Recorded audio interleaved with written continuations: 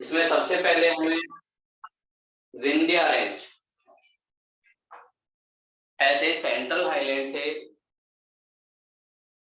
इधर की तरफ गुजरात से लेकर बिहार के कैमूर इधर वाली साइड जो रेंज मिलती है उसे कहते हैं विंध्या रेंज।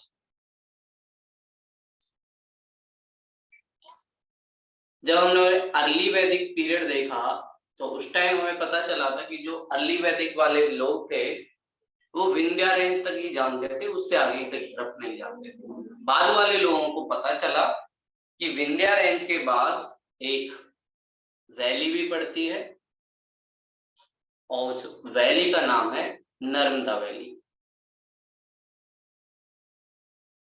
और इस नर्मदा वैली के बिल्कुल फुट हिल्स में जो गुजरात के आसपास पड़ता है, वहां पे statue of unity Sardar Vallabh भाई पटेल के लिए वो हमने डेवलप करवाया। तो नर्मदा वैली किसके पास पड़ती है? विंध्या रेंज के पास। और उसके जस्ट नीचे सतपुरा। और सतपुरा एक तरीके से ब्लॉक माउंटेन का एग्जांपल है। इसमें दोनों तरफ वैली होती है और बीच में माउंटेन होता है। तो ऐसे डेवलपमेंट सतपुरा रेंज का हुआ है। और सतपुरा के जस्ट नीचे एक और वैली हमें दिखाई देगी जिसका नाम है तापी। ये बहुत ज्यादा फेवरेट क्वेश्चन है जिसके बारे में पूछा जाता है कि भाई बताइए कि साउथ टू नॉर्थ पहले तापी वैली पड़ेगी या नर्मदा वैली पड़ेगी और उसके ऊपर सतपुरा पड़ेगा या विंध्या। तो ये एक तरीके से जंक्शन पॉइंट है नॉर्थ इंडिया और साउथ इंडिया के बीच। ये आपस में डिवाइड करते हैं, विंध्यन रेंज ऊपर की तरफ, सतपुरा रेंज नीचे की तरफ साउथ इंडिया को। तो ये डिवाइड करने वाले पॉइंट हैं और इन दोनों के बीच रिफ्ट वैली बहती है। और जब हमने मानसून देखा था तो हमने देखा था नर्मदा और तापी, इससे अरेबियन की एक सब ब्रांच वो इन दोनों से निकलती है। साथ में ही नर्मदा और तापी वैली का डेवलपमेंट जो हुआ जब इंडियन प्लेट यूरेशियन प्लेट से टकरा रही थी तो उसके नीचे डिप्रेशन क्रिएट हुआ और डिप्रेशन से नर्मदा और तापी। और ये सतपुरा रेंज और विंध्यन रेंज ये सारा एरिया पार्ट है पेनिनसुलर इंडिया का। तो इसका मतलब इसका डेवलपमेंट पहले ही हुआ होगा। और फिर इस सतपुरा को हम लोग कई छोटे छोटे पार्ट्स में बांटते हैं। सतपुरा रेंज के भी कुछ डिवीजन हो जाते हैं और इसका डेवलपमेंट भी गुजरात, गुजरात से लेकर एमपी, मध्य प्रदेश से लेकर बिहार और झारखंड वाले बॉर्डर यहाँ तक इसका डेवलपमेंट होता है। इस सतपुरा रेंज का एक पार्ट जो हमें गुजरात में दिखता है उसे लोकल भाषा में लोग कहते हैं राजपीपला। ये सतपुरा रेंज का एक पार्ट है जिसे गुजरात के लोग राजपीपला के नाम से जानते हैं। उससे आगे हम थोड़ा सा बढ़ते हैं तो एमपी में, जहां पे हमें मध्य प्रदेश वाले एरिया में वहां पे एक पार्ट मिलता है महादेव हिल। महादेव हिल जो है वो भी सतपुरा का ही पार्ट है और जो हमें कहां पे मिलता है? मध्य प्रदेश, एमपी। और इस महादेव हिल्स के पास ही एक हाईएस्ट पीक मिलती है सतपुरा की जिसका नाम है धूपगढ़। तो धूपगढ़ जो महादेव हिल का एक पार्ट है वो सतपुरा का भी एक बहुत इंपॉर्टेंट पार्ट है। पर एमपी में ही इसके नीचे सतपुरा के पास में ही एक प्लेटू भी हमें दिखता है, बैतुल प्लेटू।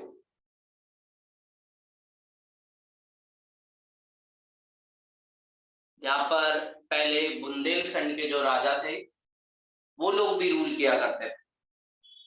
जैसे आप लोगों ने सुना होगा बुंदेले हर बोलों के वो हमने सुनी कहानी थी।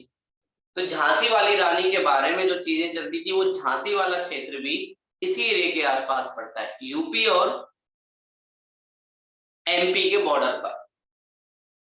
और यहीं के पास ग्वालीगढ़ हिल, ग्वालीगढ़ के जो राजा थे राजा मानसिंह, जिनके यहाँ तानसेन भी रहते थे, तो ये भी ग्वालीगढ़ हिल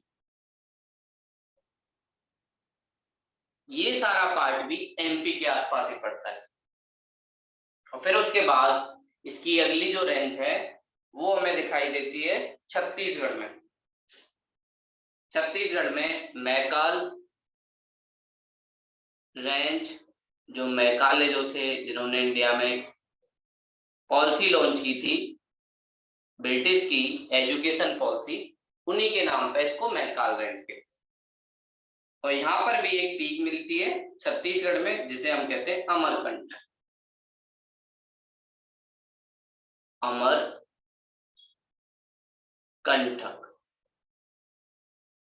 तो ऐसे हमारा डेवलपमेंट दिखाई देता है विंध्या और सतपुरा वाले पार्ट।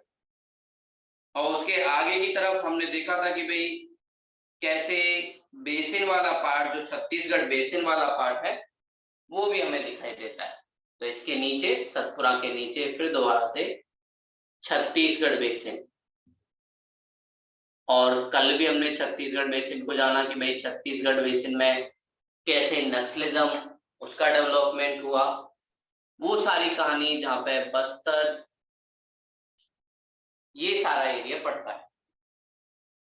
तो ऐसे इंडिया में जो जंक्शन वाला पार्ट है, पहले विंध्या रेंज, फिर उसके बाद उसके नीचे नर्मदा वैली, फिर उसके नीचे सतपुरा रेंज, फिर उसके बाद तापी वैली। ऐसे ही 4 इंपॉर्टेंट पार्ट्स जो इंडियन फिजिकल के हैं वो हमें दिखाई देते हैं। फिर सतपुरा को अलग अलग नाम से जाना जाता है, अलग अलग जगह। गुजरात में उसे राजपीपला के नाम से जाना जाता है, मध्य प्रदेश में उसे महादेव हिल के नाम से जाना जाता है, जिसकी एक हाईएस्ट पीक धूपगढ़ है। और मध्य प्रदेश में इसके पास में बैतूल प्लेटू, ग्वालीगढ़। छत्तीसगढ़ में इसे मैकाल रेंज के नाम से जाना जाता है। और फिर उसके नीचे छत्तीसगढ़ का जो बेसिन है वो भी हमें दिखाई देता है, जहाँ पे अमरकंटक भी है।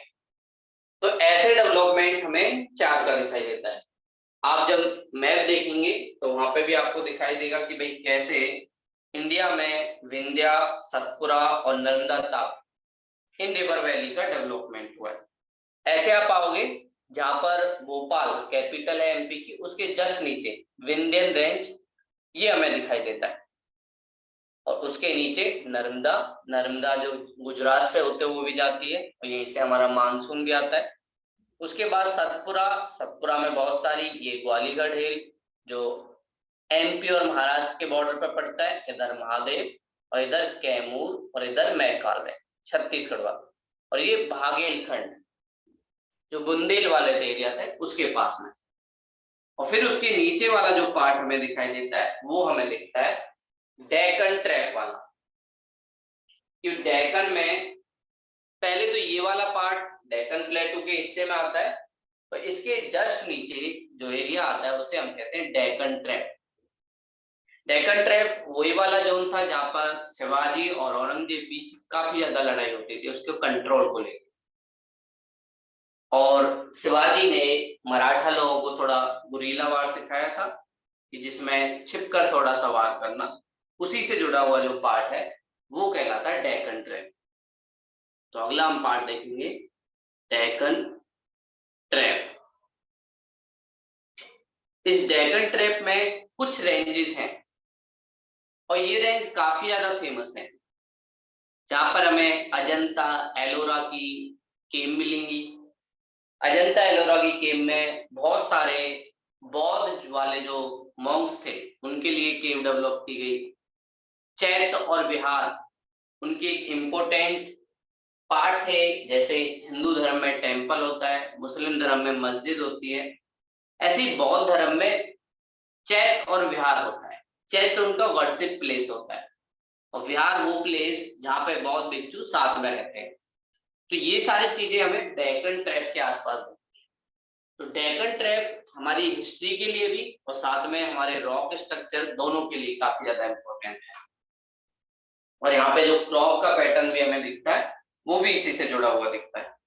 तो यहाँ सबसे पहले डेक्कन ट्रैप में हमें जो दिखता है वो ऐसे सतमाला हिल, सतमाला हिल, और ये सब महाराष्ट्र वाले पार्ट में पड़ता है। सतमाला हिल के जस्ट नीचे जैसे ही हम जाते हैं उसके पास में ही हमें अजंता, ये रेंज दिखेगी, उसके नीचे और रेंज दिखेगी जिसका नाम है बालाघाट,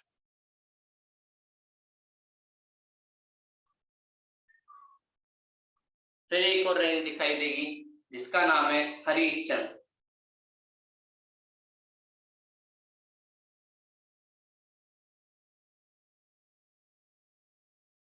राजा हरिश्चंद्र के बारे में आप लोगों ने कहानी जरूर सुनी होगी, जो काफी ज्यादा सच बोला करते थे, तो उन्हीं से नाम पर हरिश्चंद्र रेंज। तो ऐसे इन 4 रेंज का डेवलपमेंट होता है, सतमाला, अजंता, बालाघाट और हरिश्चंद्र। और हरिश्चंद्र का एक पीक भी हमें दिखाई देता है जिसका नाम है कलसूबाई।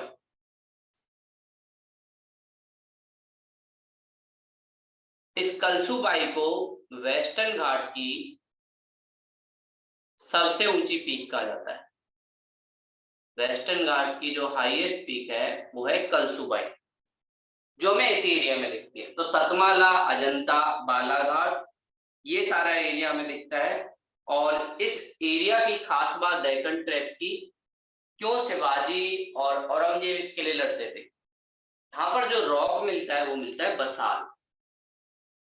बसाल्ट रॉक एक तरह का इग्नियस रॉक है जो नीचे से मेग्मा बनने से कहीं ना कहीं डेवलप हुआ है। मेग्मा मतलब हॉट मटेरियल। तो वॉल्केनिक इरप्शन जब यहाँ पे हुई तो उसके बाद इग्नियस रॉक बनी, वो इग्नियस रॉक थी बसाल्ट। और बसाल्ट रॉक की खास बात, इसमें जो पार्टिकल्स होते हैं या सेडिमेंट होते हैं बिल्कुल पास पास होते हैं। इस वजह से यहाँ पे जो सॉइल डेवलप हुई, उस सॉइल का नाम था ब्लैक सॉइल। और जैसे ही ब्लैक सॉइल हमें पता चला, तो हमें पता चलता है कि ब्लैक सॉइल में ह्यूमिडिटी या वाटर को एब्जॉर्ब करने की कैपेसिटी काफी ज्यादा होती है। और इसके पास वाटर एब्जॉर्बिंग कैपेसिटी ज्यादा है, इसलिए इस वाले पार्ट में कॉटन का डेवलपमेंट काफी ज्यादा हुआ। इसीलिए शिवाजी और औरंगजेब बीच लड़ाई होती रहती थी इस कॉटन बेल्ट या इस फर्टाइल लैंड को अपने अंडर करने के लिए। क्योंकि उस टाइम जो लैंड रेवेन्यू था वो सबसे बड़ा सोर्स होता था किसी भी किंग के लिए इनकम का। तो कोई भी किंग नहीं चाहेगा कि उससे एक फर्टाइल लैंड जाए। साथ में ही डेक्कन ट्रैप के जस्ट पास में कुछ कोस्टल एरिया पड़ता था जहाँ मुंबई पोर्ट है। और मुंबई पोर्ट काफी ज्यादा फेमस था इंपोर्ट और एक्सपोर्ट के लिए, ट्रेड के लिए। तो कोई रूलर ये भी नहीं चाहेगा कि उसका वेस्ट वाले पोर्ट में कंट्रोल ना हो। और वहीं दूसरी तरफ मराठा चाहते थे कि भाई उन्हीं का कंट्रोल हो, क्योंकि उनका कंट्रोल होगा तो कहीं ना कहीं मुगल रूलरों को हराने में उन्हें आसानी होगी। एक तो उनका इकोनॉमिक बेनिफिट होगा, साथ में उन्हें एडवांटेज मिलेगी आर्मी के लेवल पर भी, क्योंकि वो इस लोकल एरिया को ज्यादा अच्छे से जानते थे। और साथ में इसके पास ये सतमाला, अजंता, बालाघाट, हरिश्चंद्र ये रेंज है, तो कहीं ना कहीं माउंटेन के बीच में वो लोग छिप भी सकते थे। और इसलिए औरंगजेब बोलता था शिवाजी को कि तुम चूहे हो, बस पहाड़ों के बीच छिपते रहते हो। लेकिन शिवाजी को पता था कि भाई मुगल आर्मी काफी ज्यादा पावरफुल है, अगर हम डायरेक्ट एक तरीके से लड़ेंगे तो हमारी हार बिल्कुल फिक्स है। तो इसलिए उन्होंने इस चीज का यूज नहीं किया। और उन्होंने सतमाला, अजंता, बालाघाट, हरिश्चंद्र इनके ऊपर बहुत सारे फोर्ट भी बनाए। शिवाजी ने किले बनाए और उन किले का मेन मकसद ये था कि जिससे मुगल एम्पायर से अपनी सिक्योरिटी की जा सके।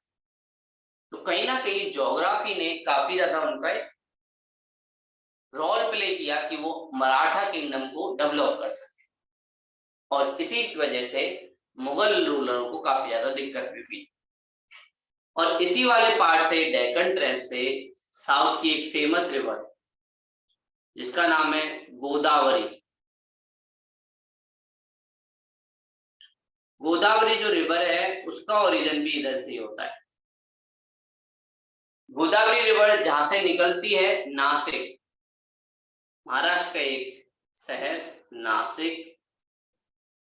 नासिक के पास एक हिल है जिसका नाम है त्र्यंबकेश्वर। त्र्यंबकेश्वर इस हिल को काफी ज्यादा वर्शिप किया जाता है, बहुत सारे लोग मानते हैं यहाँ पे उनके गॉड रहते हैं। मराठाओं में काफी ज्यादा फेमस कुछ संत थे जो भक्ति मूवमेंट के टाइम हुए, संत तुकाराम, रामदास, उनके लिए भी ये वाला एरिया काफी ज्यादा फेमस है। और यहीं से गोदावरी रिवर निकलती है और निकलने के बाद साउथ इंडिया के ईस्टर्न पार्ट में जाती है, बे ऑफ बंगाल वाली साइड। तो ऐसे हमें डेक्कन ट्रैप दिखता है और यहाँ पे अजंता रेंज में ही अजंता केव है, और ये अजंता केव डेडिकेटेड है बौद्ध, जैन और साथ में हिंदू टेम्पलों के लिए।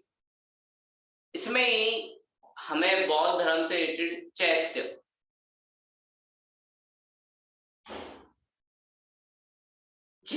बौद्ध धर्म से जुड़ा हुआ एक वर्शिप प्लेस होता है। और दूसरा यहाँ पे एक और प्लेस मिलता है जो रिलीजियसली इम्पोर्टेंट है, वो है विहार। विहार का मतलब होता है, जैसे अभी बिहार में ज्यादा पॉपुलेशन है तो जो मॉन्क्स जिस एरिया में रहते थे उसका नाम होता था विहार।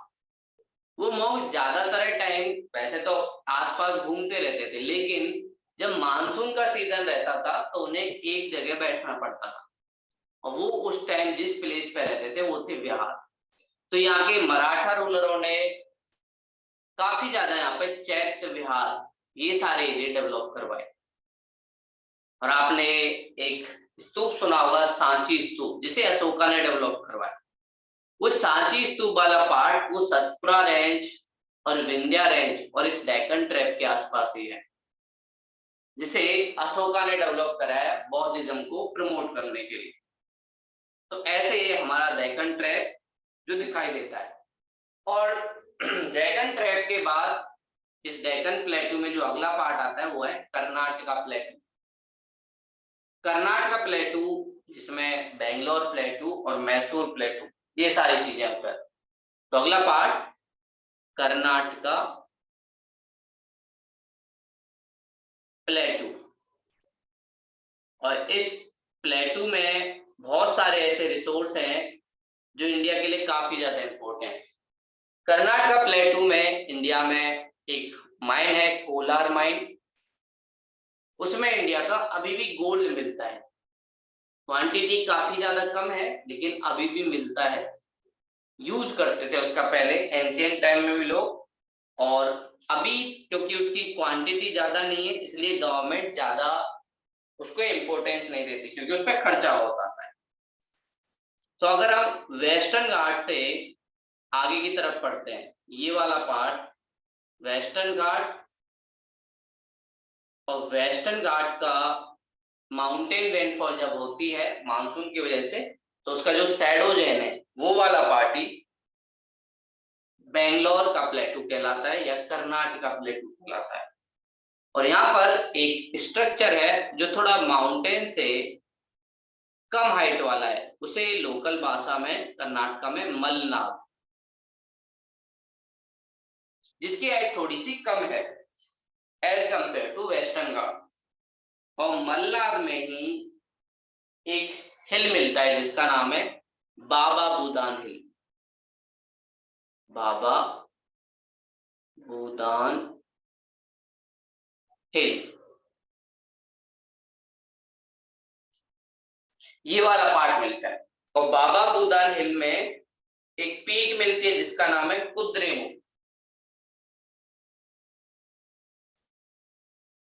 कुद्रेमुख,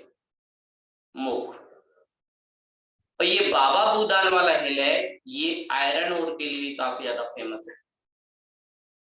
क्योंकि यहाँ पे प्रॉब्लम क्या है, आयरन ओर है लेकिन कोल नहीं है, ये सबसे बड़ी प्रॉब्लम साउथ इंडिया में मिलती है। अब आयरन ओर को आयरन में चेंज करने के लिए, स्टील में चेंज करने के लिए सबसे पहले आपको उसे पिघलाना पड़ेगा, लेकिन क्योंकि यहाँ पे फ्यूल नहीं है तो इसलिए इस आयरन ओर को डेवलप करना काफी ज्यादा मुश्किल होता है। लेकिन बाद में जब हमारे यहाँ इंफ्रास्ट्रक्चर डेवलप हुआ, एक तो हम कोल दूसरी जगह से लेकर आए और दूसरा यहाँ पर जब हाइड्रो इलेक्ट्रिक प्रोजेक्ट डेवलप हुए तो उसके बाद ही यहाँ पे आयरन और इंडस्ट्री का डेवलपमेंट हो पाया। वरना हम लोग रॉ मटेरियल निकालते थे लेकिन उसका इतना ज्यादा यूज नहीं हो पाता था, तो इसलिए काफी ज्यादा दिक्कत होती थी। और इस मलनाड के नीचे वाला जो पार्ट है वो कहलाता है बेंगलोर और मैसूर प्लेटू। बेंगलोर और मैसूर, ये दोनों प्लेटू इसके आसपास पड़ते हैं। और उसके बाद कर्नाटक का जो प्लेन वाला एरिया है ये वाला एरिया दिखता है। और इस कर्नाटक वाले पार्ट में ही विजयनगर एम्पायर हमें दिखता है, जहाँ पे हरिहर और बुक्का ने दिल्ली सल्तनत से आजादी के बाद यहाँ पर विजयनगर एम्पायर की एक नींव डाली, और दोनों भाइयों ने मिलकर अपने गुरुजी से आशीर्वाद लिया और कर्नाटका में इस चीज को डेवलप किया। और विजयनगर एम्पायर काफी ज्यादा फेमस था उस टाइम, और विजयनगर एम्पायर को इंडिया का इजराइल कहा जाता था, क्योंकि उसकी सिक्योरिटी का जो लेयर था वो 7 लेयर की तरह। और यहीं पे बाद में अंग्रेजों के टाइम मैसूर जो किंगडम थी वो डेवलप हुई, जिसे टीपू सुल्तान, हैदर अली, दोनों पिता और बेटे ने रूल किया। तो ये वाला पार्ट भी इंडिया के लिए काफी ज्यादा इंपॉर्टेंट रखता है। और साथ में यहाँ पर धारवाड़ स्ट्रक्चर वो भी डेवलप हुआ है, और इस धारवाड़ स्ट्रक्चर की वजह से यहाँ पे सैंडस्टोन, लाइमस्टोन, ये सारी चीजें भी हमें दिखाई देती है। तो ये धारवाड़,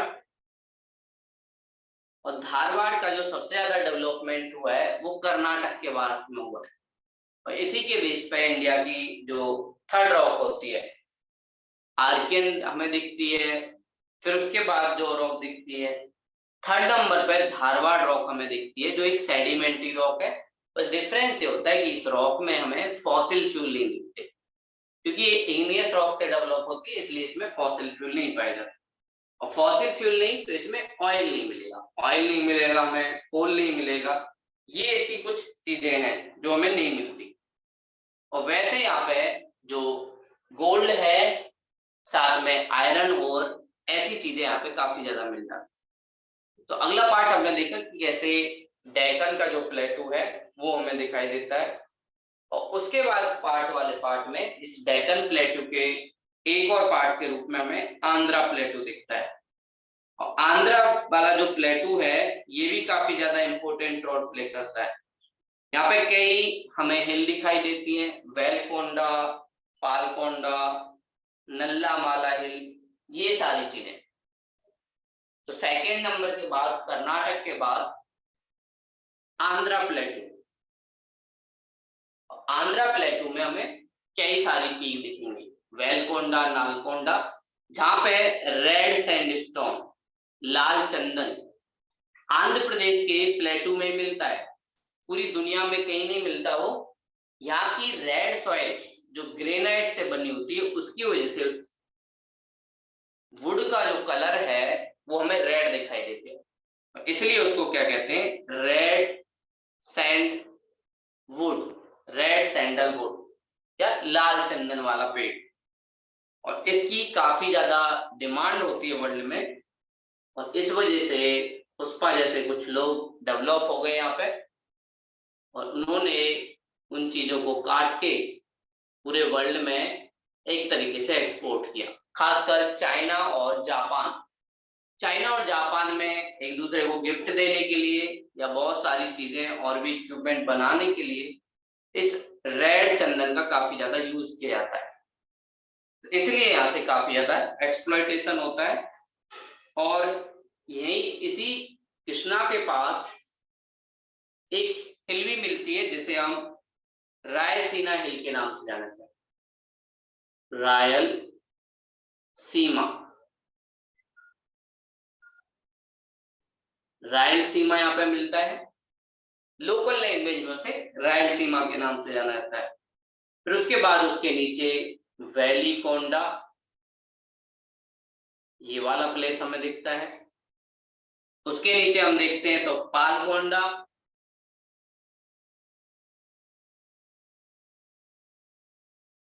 उसके नीचे हमें नल्ला माला,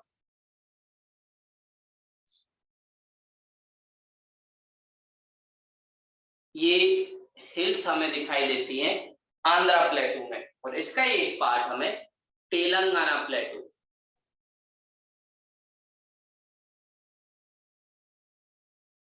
तेलंगाना प्लेटू भी कहीं ना कहीं आंध्रा प्लेटू का पार्ट था, जो पहले दोनों एक ही पार्ट हुआ करते थे और बाद में अभी डिवाइड हो गए।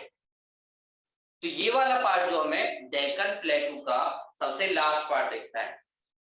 और इधर एक और सबसे खास बात, ऊपर से जहां पर हमने महाराष्ट्र वाला सतमाला और वो जब देखा त्रंबकेश्वर से, ऐसे ही महाराष्ट्र के ही एक और पार्ट से महाबलेश्वर,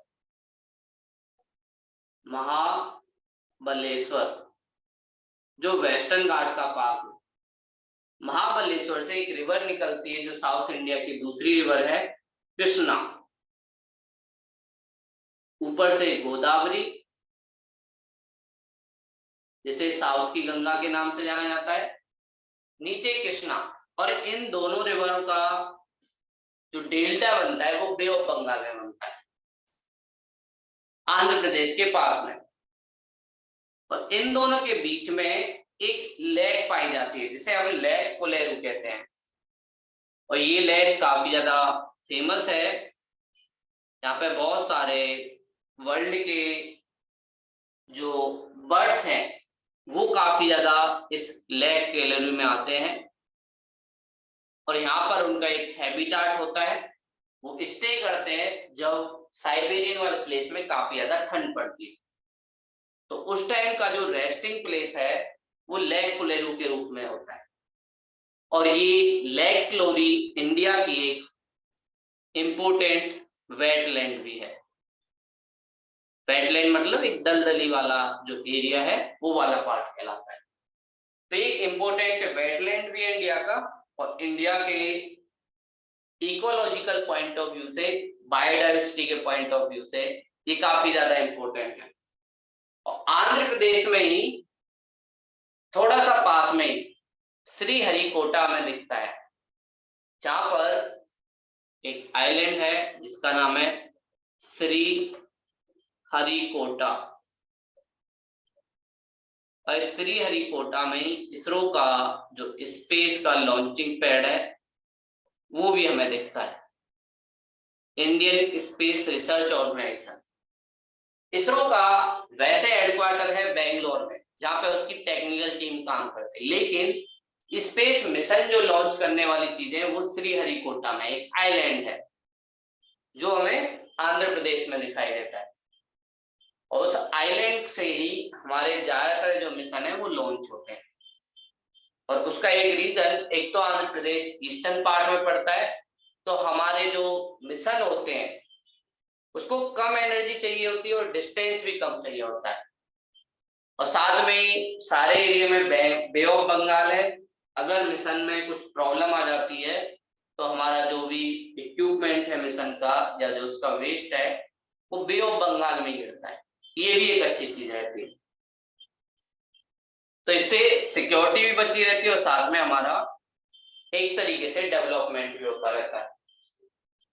और एक और बात, लेक कोलेरू को एशिया की सबसे बड़ी वेटलैंड भी कहा जाता है, एशिया लार्जेस्ट वेटलैंड, वेटलैंड के नाम से भी जानी जाती है। एशिया की लार्जेस्ट वेटलैंड भी लेक कोलेरू है, और जो हमें इस वाले एरिया में दिखती है। तो अभी मैं आप लोगों को थोड़ा सा दिखाता हूँ कि कैसे डेक्कन ट्रैप वाला जो पार्ट है वो डेवलप हुआ, और उसके बाद कैसे हमारे एरिया में और भी जो चीजें हैं वो भी डेवलप हुई। सबसे पहले डेक्कन वाला पार्ट, जहां मैं सतपुरा रेंज के बाद ये महाराष्ट्र वाला पार्ट है, ये वाला हिल सतमाला, इधर वाला हिल अजंता, इसके नीचे हरिश्चंद्र, और ये वाला बालघाट, ये चारों मिलके डेक्कन ट्रैप का डेवलपमेंट करते हैं। और डेक्कन ट्रैप के ये कलसुबाई, यहाँ पर ही कलसुबाई के पास नासिक है, और नासिक से ऐसे गोदावरी रिवर निकलते हुए कहाँ पे जाती है, आंध्र प्रदेश की साइड, और बे ऑफ बंगाल में गिर जाती है। और कल हमने देखा था कि उसी में उड़ीसा से एक रिवर आती है जो छत्तीसगढ़ बेसिन के पास से, इंद्रावती। इंद्रावती को गोदावरी की ट्रिब्यूटरी माना जाता है। फिर उसके बाद हमने इधर वाले पार्ट में जो चीजें देखी, यहाँ पर महाबलेश्वर वेस्टर्न घाट का एक पीक है जो पड़ता है महाराष्ट्र में, वहीं से कृष्णा रिवर निकलती है, और इन दोनों के बीच में जो है ये है लेक कुलेरू, ये काफी ज्यादा फेमस है। और इसके पास में जब आप आगे जाओगे तो लेक पुलिकेट, जो आंध्र प्रदेश और हमारे तमिलनाडु इन दोनों के बॉर्डर पर मिलती है, लेक पुलिकेट। इस लेक पुलिकेट के पास ही हमने श्रीहरिकोटा जो देखा, श्रीहरिकोटा लेक पुलिकेट के बीच में ही एक आइलैंड है। इधर वाले जब पॉलिटिकल मैप देखोगे तो यहाँ पर आपको दिखेगा, ये है लेक पुलिकेट और इसके पास में श्रीहरिकोटा, ये हमें दिखता है। और यहीं से कई लगभग 40 डिग्री नॉर्थ जो इंडिया का है, वहीं से हम लोग लॉन्च करते हैं इस रोके मिशन। और ये कुलेरू लेक के बारे में हमने जाना कि भाई एशिया का सबसे बड़ा वेटलैंड है। साथ में ही यहाँ पर बहुत सारी बर्ड्स आती हैं, साइबेरियन बर्ड जिनका स्टेज यहीं पे होता है। अमूल फाल्कन आप लोगों ने सुना होगा। अमूल फाल्कन काफी ज्यादा ट्रेवल करने वाला एक बर्ड है। वो रसिया से ट्रेवल करके ऑस्ट्रेलिया तक जाता है और फिर इंडिया को बीच में ऐसा स्टे करता है। तो यहाँ पर बहुत सारी बर्ड्स हमें मिलती हैं, कई बर्ड्स जिनका कलर पिंक कलर का होता है, तो वो भी काफी ज्यादा दिखते हैं। तो लेक कुलेरू इकोलॉजिकल डेवलपमेंट की वजह से काफी ज्यादा इंपॉर्टेंट होता है। और उसके बाद हम लोगों ने आंध्रा में वेलकोंडा, नल्लामलाई, ये वाले जो एरिया देखे, ये वाला, ये वेलकोंडा रेंज है, ये नल्लामाला हिल्स है, और इधर के बाद ये पालकोंडा रेंज है। ये तीनों एरिया यहीं पर रेड चंदन मिलता है जो इंडिया का सबसे बेस्ट है। और यहाँ पर रेड इसलिए होता है क्योंकि ग्रेनाइट सॉइल मिलती है, और ग्रेनाइट सॉइल के बारे में हमने जाना था। यहाँ पे जो सॉइल मिलती है ग्रेनाइट रॉक में, ग्रेनाइट भी एक तरीके की कैसी रॉक है, ये भी वॉल्केनिक एक्टिविटी से डेवलप इग्नियस रॉक है। इस रॉक में रेड कलर मिलता है, इसीलिए इसको रेड सॉइल कहा जाता है। और रेड सॉइल की वजह से जो लकड़ी है उसका कलर रेड हो जाता है, और जिसकी डिमांड साउथ ईस्ट एशिया में काफी ज्यादा है। और कुछ पुष्पा जैसे लोग उन फॉरेस्टों को काटने लग जाते हैं अपने इकोनॉमिक बेनिफिट के लिए। या बहुत सारे माफिया लोग जो हैं वो भी यहाँ पे डेवलप है, वो भी ये सारी चीजें काटने की कोशिश करते हैं। तो ये वाला पार्ट, और इधर इससे आगे की तरफ आप जाओगे इधर, तो ये हमारा तेलंगाना प्लेटू, जो एक 2014 में नया स्टेट बना आंध्र प्रदेश से। और तेलंगाना वाले लोगों का बोलना था कि भाई हमारी ज्योग्राफी अलग है, हमारा कल्चर अलग है आंध्र प्रदेश से, तो हमें नहीं वो चाहिए। और तेलंगाना वाले लोग हमारी आजादी से पहले से ही एक तेलंगाना मूवमेंट चल रहा था 1946 से, तब से ही अपनी डिमांड कर रहे हैं। सबसे पहले इन्होंने हैदराबाद के निजाम के खिलाफ ये रिवोल्ट लॉन्च किया था। हैदराबाद का निजाम इन्हें काफी ज्यादा टॉर्चर करता था, और उसने सेकेंड वर्ल्ड वॉर के टाइम तेलंगाना के फार्मरों से सारा फूड ले लिया। इस वजह से यहाँ पर लोगों को काफी ज्यादा दिक्कत हुई, फेमाइन आए, और इसके लिए कोलारे रमैया वो इनके साथ आए, और इसको हैदराबाद के नवाब ने मरवा भी दिया अपनी पुलिस के थ्रू और अंग्रेजों के थ्रू। उसके बाद ये मूवमेंट काफी ज्यादा चला, और ये छापा मार, एक तरीके से छिपकर वार करने वाला, गुरीला जैसे शिवाजी लड़ते थे ऐसे वाला मूवमेंट था, और वॉयलेंट भी था। और फिर बाद में सरकार ने इनकी डिमांड को मान लिया, और 2014 में एक नया स्टेट बना इंडिया में जिसका नाम है तेलंगाना।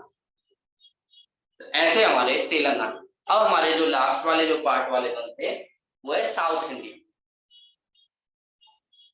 साउथ इंडिया के mountain area, mountain of south India,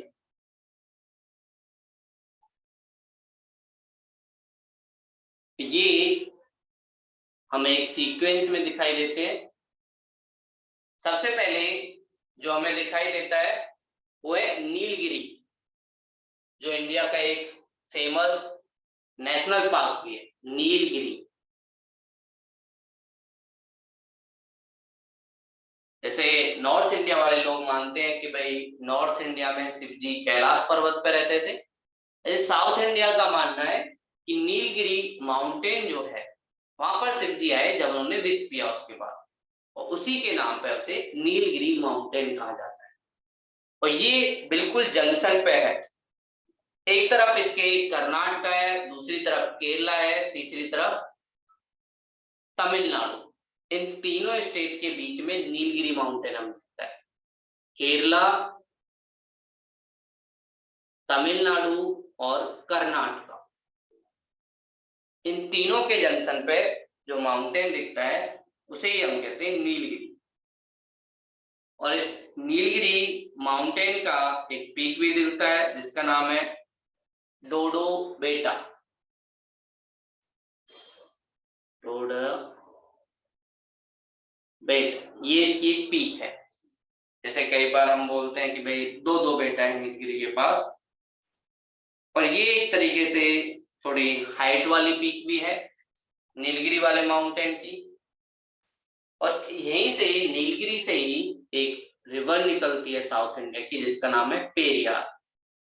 Periyar एक नेशनलिस्ट मूवमेंट कर रहे थे जो साउथ इंडिया से काफी ज्यादा फेमस हुए, उन्होंने नेशनलिज्म को काफी ज्यादा प्रमोट किया और कांग्रेस के साथ मिलकर साउथ इंडिया में उसे चलाया। और पेरियार रिवर जहां से जाती है वहां पर एक वैली है जिसका नाम है साइलेंट वैली। यहाँ पर काफी ज्यादा बायोडाइवर्सिटी मिलती है।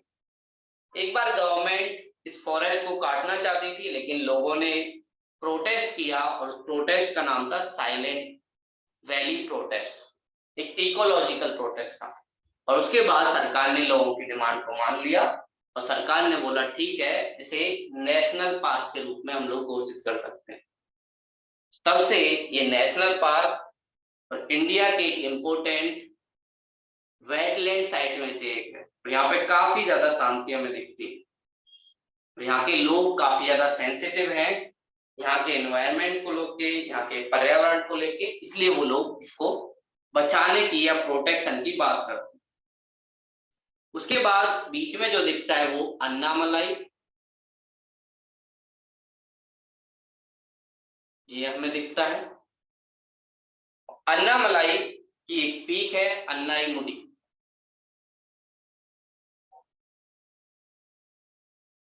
अन्नामलाई की एक पीक हमें दिखती है अन्नाईमुडी। और उसके बाद हमें जो दिखता है वो है कार्डमम, कार्डमम जिसे हम लोग इलायची भी कहते हैं। साउथ इंडिया में जो इंडिया का इलायची आता है एक तरीके से हमारे मसालों में भी इंक्लूड होता है, थोड़ा टेस्ट के लिए भी हम लोग यूज करते हैं।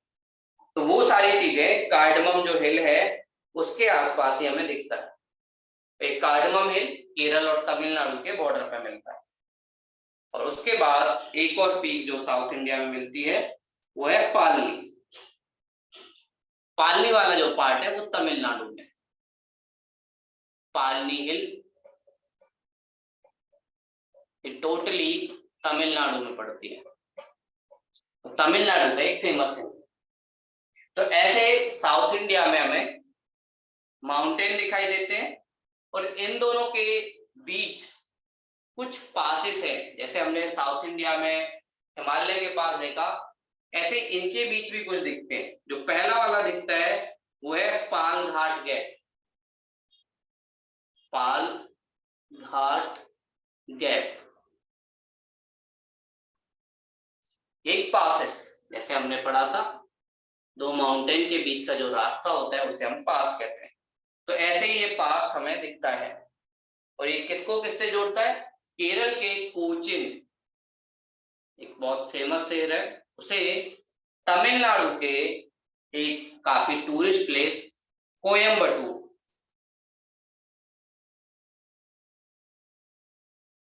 इस वाले एरिया को जोड़ता है।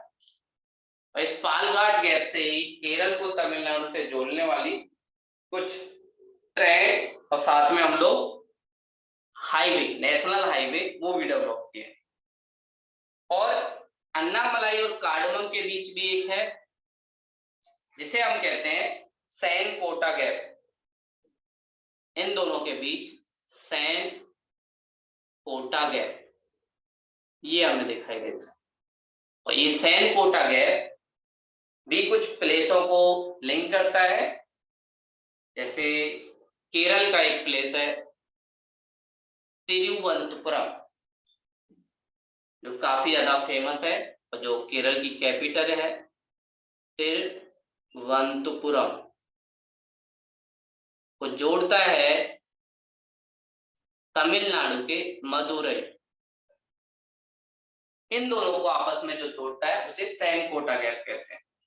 तो ऐसे दो इंपोर्टेंट पास हमें दिखाई देते हैं साउथ इंडिया में, और इन दोनों पासेस से ही मानसून थोड़ा सा ऊपर की तरफ केरल के वेस्ट घाट से जो टकराता है सबसे पहले 1 जून को, उसके बाद कई गैपों के बीच से होते हुए निकलता है।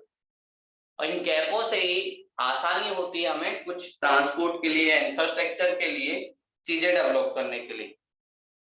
और जो अन्नामलाई की पीक है अन्नाईमुडी, इसे ही साउथ इंडिया की हाईएस्ट पीक कहते हैं। साउथ इंडिया हाईएस्ट जो पीक है वो अन्नाईमुडी है। आप ऐसे भी याद रख सकते हो कि अन्ना बहुत ज्यादा यूज होता है, साथ में अन्ना कोई बुजुर्ग महिला है और वो थोड़ी सी बूढ़ी होगी, तो उसी के नाम पे अन्नाईमुडी इन्होंने एक तरीके से रख दिया। और साउथ इंडिया में ये पीक एक तरीके से रिलीजियसली भी काफी ज्यादा इंपॉर्टेंट है। वो इसे धर्म के लिए ट्राइबल लोग काफी ज्यादा रोकते हैं, बहुत सारे फेस्टिवल वो लोग मनाते हैं इन फॉरेस्टों के आसपास, तो उसके लिए भी यहाँ पे मिलती है। और इस वाले एरिया में रेनफॉल भी काफी ज्यादा होती है, और ज्यादातर जो रेनफॉल होती है वो समर सीजन में होती है, मानसून के टाइम। और यहाँ पे जब रेनफॉल ज्यादा होती है तो इस वाले एरिया में जो सॉइल हमें मिलती है वो है लैटेराइट सॉइल।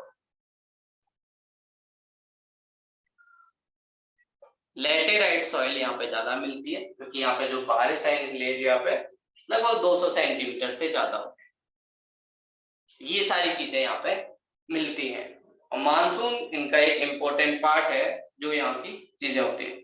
और इस वाले एरिया में ही इंडिया के बहुत सारे स्पाइस होते हैं, जिसमें टी आप कह सकते हो, कॉफी भी आप कह सकते हो, साथ में हमने देखा कार्डमम इलायची भी यहाँ पे होती है। इंडिया का सबसे ज्यादा जो कॉफी प्रोडक्शन होता है वो कर्नाटक वाले एरिया में होता है, और कर्नाटक में जो वेस्टर्न घाट का पार्ट है उसमें होता है। इंडिया का 70% से ज्यादा कॉफी अकेले कर्नाटक में होता है। और माना जाता है कि इंडिया में नेचुरली कॉफी का प्लांट नहीं था। कॉफी का प्लांट का जो सबसे ज्यादा डेवलपमेंट हुआ वो सऊदी अरब वाली साइड हुआ, और सऊदी अरब में एक मुस्लिम गए मक्का मदीना, वहां के प्रिंसेस अलाउ नहीं करते थे कि कोई भी यहाँ से कॉफी के सीड्स को लेके जाए, लेकिन वो थोड़ा सा चुरा के लेके आए, उन्होंने वेस्टर्न घाट में लगाया, और यहाँ पर पहली बार डेवलपमेंट हुआ इन एरिया का, और तब से ही इंडिया में कॉफी का प्रोडक्शन होने लगा। तो एक कॉफी का प्रोडक्शन तभी से इंडिया में चला। तो साउथ इंडिया की बात करें, एक बार मैप में भी आप लोग देख लो, ये कर्नाटक प्लेटू के बाद ये वाला जो पार्ट है ये है नीलगिरी, जो केरल, कर्नाटका, साथ में तमिलनाडु, इन तीनों के जंक्शन पे हमें मिलता है। और ये एक बायोडायवर्सिटी हॉटस्पॉट भी है इंडिया का, और नेशनल पार्क, साथ में इंडिया का वेटलैंड, ये सारी चीजें आती है। और नीलगिरी में बहुत सारे ऐसे एनिमल मिलते हैं जो एंडेंजर्ड है और काफी हमारे लिए इंपॉर्टेंट भी है। उसके आगे नीचे वाला जो है, ये वाला जो पार्ट है ये है अन्नामलाई, जो केरल और तमिलनाडु, अन्नामलाई वाला जो पार्ट है ये केरल तमिलनाडु के पार्ट में मिलता है, दोनों के बॉर्डर में। तो यहीं पे हमें मिलती है हाईएस्ट पीक साउथ इंडिया की, जिसका नाम है अन्नाईमुडी, और अन्नाईमुडी से बीच में जो हमें दिखता है, एक तरफ नीलगिरी और दूसरी तरफ अन्नामलाई, इन दोनों के बीच में पाल घाट गैप। और इसमें हमने देखा कि ये पाल घाट गैप कोचिन को, जो केरला का एक इम्पोर्टेंट पोर्ट भी है, ये कोची या कोचिन, वो कोयम्बटूर, ये वाला पार्ट जो तमिलनाडु में, इन दोनों को लिंक करता है। उसके बाद हमें कार्डमम हिल दिखती है। कार्डमम हिल दोनों वाले पार्ट्स में, एक तरफ केरल, दूसरी तरफ तमिलनाडु, इन दोनों के बॉर्डर पे है। और कार्डमम हिल इलायची के लिए, साथ में स्पाइस के लिए काफी ज्यादा फेमस है। और कार्डमम हिल को अन्नामलाई से अलग करने वाले एरिया को हम कहते हैं सैनकोटा गैप। सैनकोटा गैप तिरुवनंतपुरम, जो केरल की कैपिटल है, और साथ में मदुरई, जो एक फेमस प्लेस है किसका, तमिलनाडु, एक धार्मिक रूप से फेमस एरिया है। यहाँ पे बहुत सारे संत उनके हुए, उनकी सारी पूजाएं की जाती है। और अगला जो हमें दिखता है वो दिखता है पालनी। पालनी है जो सिर्फ तमिलनाडु में मिलता है। तो ऐसे हमने देखा कि भाई साउथ इंडिया में क्या क्या चीजें मिलती हैं।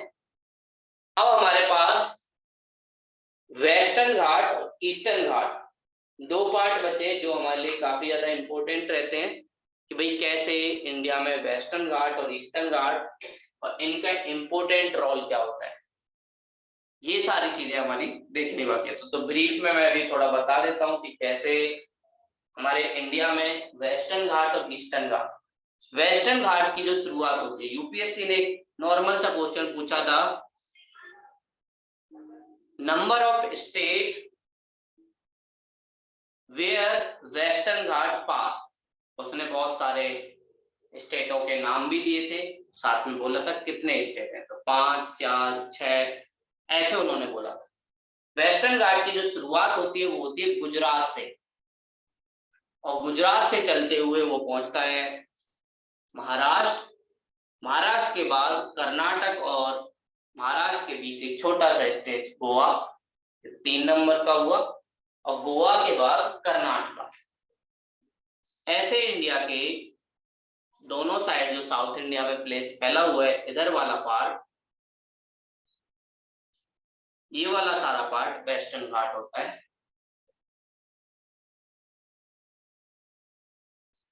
घाट, घाट मतलब किनारा, इधर वाला सारा पार्ट ये ईस्टर्न घाट होता है।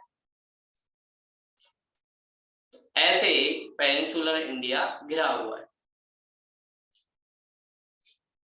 और इस वेस्टर्न घाट की जो शुरुआत है वो गुजरात वाले पार्ट से हो जाती है। तो गुजरात वाले पार्ट से, जहां पे हम लोगों ने तापी रिवर देखी थी सतपुरा के बाद, तापी रिवर के जस्ट नीचे से जो एरिया स्टार्ट होता है उसी को हम कहते हैं वेस्टर्न घाट। और इसका काफी ज्यादा कई पार्टों में डेवलपमेंट हमें दिखाई देता है।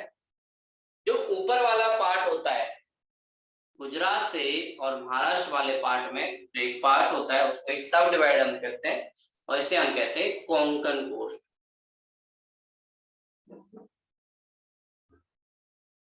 थोड़ा बहुत इसका डेवलपमेंट कर्नाटका में हुआ है। और कोंकण कोस्ट के आसपास जो लोग रहते हैं वो कुछ लैंग्वेज का यूज करते हैं, जिसे कहते हैं कोंकणी। और ये कोंकणी लैंग्वेज काफी ज्यादा फेमस भी है वेस्टर्न घाट वाले पार्ट में। कुछ कर्नाटक के लोग, साथ में महाराष्ट्र में भी, गोवा में भी कुछ लोग इस लैंग्वेज का यूज करते हैं।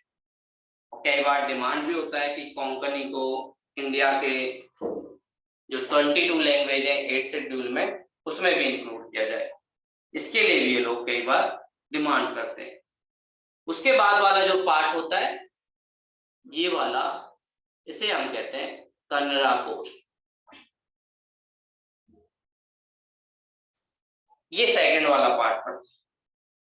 और सबसे लास्ट में इधर वाला पार्ट, जो केरल वाला पार्ट है, ये कहलाता है मालाबार। मालाबार कोस्ट, यहाँ से काफी ज्यादा ट्रेड होता था केरल के थ्रू, उसी के नाम पे से मालाबार कोस्ट के नाम से जाना जाता है। इसे हम लोग कई पार्ट में भी डिवाइड करते हैं। यहाँ पर बहुत सारी जो रेंज हमने देखी, सतमाला, अजंता, बालाघाट, हरिश्चंद्र, वो कहीं ना कहीं वेस्टर्न घाट की भी रेंज है। त्र्यंबकेश्वर जहां पर हमने गोदावरी देखी, वो भी इसी पार्ट में है। और यहीं के पास कुछ वेस्टर्न घाट में गैप भी दिखते हैं, जैसे एक दिखता है थाला घाट। थाला घाट जो गैप है वो एक तरीके से मुंबई और नासिक इन दोनों को जोड़ता है। एक तरफ मुंबई, दूसरी तरफ नासिक। तो मुंबई से नासिक की तरफ जो आपको जाना पड़ता है, ये वाला एरिया एक तरीके से थाल घाट गैप के नाम से जाना जाता है। और उसके बाद एक और गैप मिलता है जिसे हम कहते हैं भोर घाट। ये वाला जो पार्ट है ये एक तरीके से डिवाइड करता है और ये मुंबई को पुणे से, मुंबई को पुणे जो उनका एक और इम्पोर्टेंट शहर है उसको जोड़ता है। हमने कई गैप देखे, कई बार आपसे सीक्वेंस में लगाने के लिए आ जाएगा क्रोनोलॉजिकल ऑर्डर में कि north to south in gap को लगाओ। तो सबसे पहले ऊपर हमें दिखेगा थाल घाट गैप जो मुंबई को नासिक से जोड़ता है। उसके बाद हमें दिखेगा भोर घाट गैप जो मुंबई को पुणे से देखता है।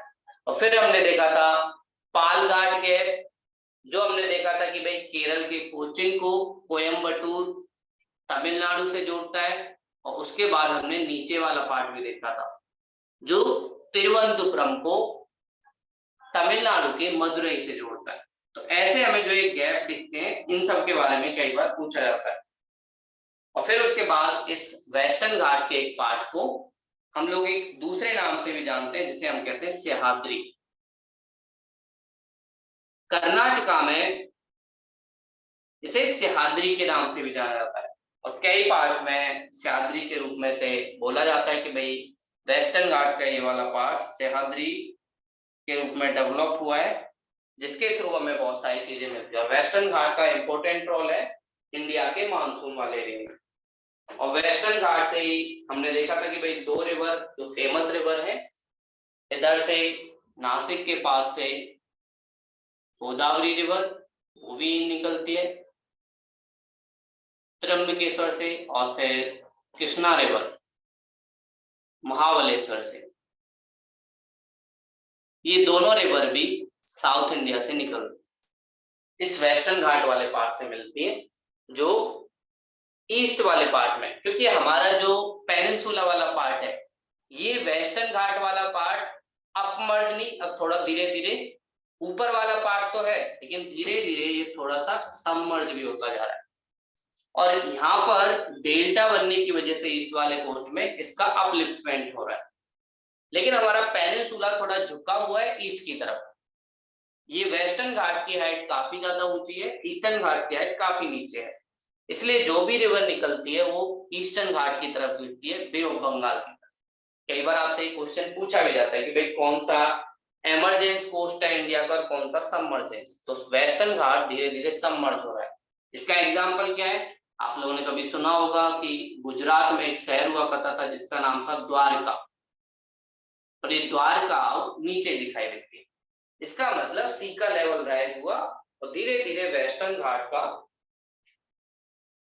थोड़ा सा कम होना स्टार्ट हुआ।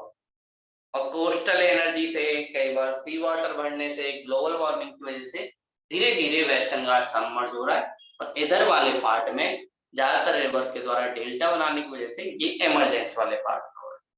इसीलिए इंडिया के जो नेचुरल पोर्ट है ज्यादातर वेस्टर्न घाट की तरफ मिलते हैं, ईस्टर्न घाट की तरफ नहीं, क्योंकि इस वाले एरिया का डेवलपमेंट हो रहा है तो यहाँ पर सारा पथरीला एरिया है, लेकिन इधर डूब गया है तो इसलिए शिप को लाना आसान है।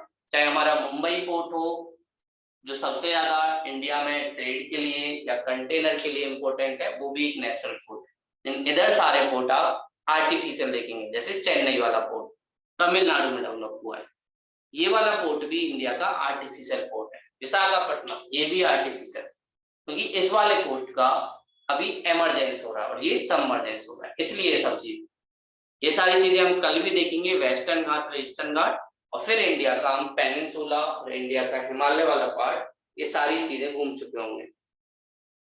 तो आप लोगों को समझ आया? कोई डाउट हो तो आप लोग पूछ सकते हो। कुछ पूछना है सृष्टि जी, नेहा जी? No sir. चलिए तो मिलते हैं कल की क्लास में। नेहा जी आपको वॉइस आ रही है नहीं?